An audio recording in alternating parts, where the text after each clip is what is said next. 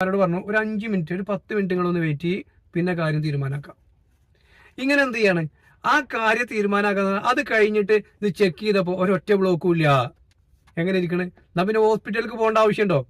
ഈ മരമൊയന്താണ് ഇത് പറയുമ്പോ ഈ ഹോസ്പിറ്റലിലേക്ക് ഇത് പോകേണ്ട ആവശ്യമില്ല.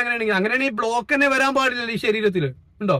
ആ വ്യക്തി തന്നെ പിറ്റേ ദിവസം എന്നോട് പറയാണ് കോഴിക്കോട് പോയി വന്നിട്ട് ജലദോഷം പിടിച്ച് അക തലവേദനിച്ചിട്ട് വയ്യാന്ന്.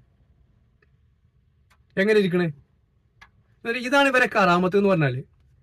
കറാമത്ത് പറയുമ്പോ മാത്രം ഉണ്ടായാൽ പോരാ, ആ മനുഷ്യന്റെ ശരീരത്തിൽ പിന്നെ ഒരു അസുഖം ഉണ്ടാവാൻ പാടില്ല. ഉണ്ടോ? 7 ബ്ലോക്ക് 4 പൊങ്കലും.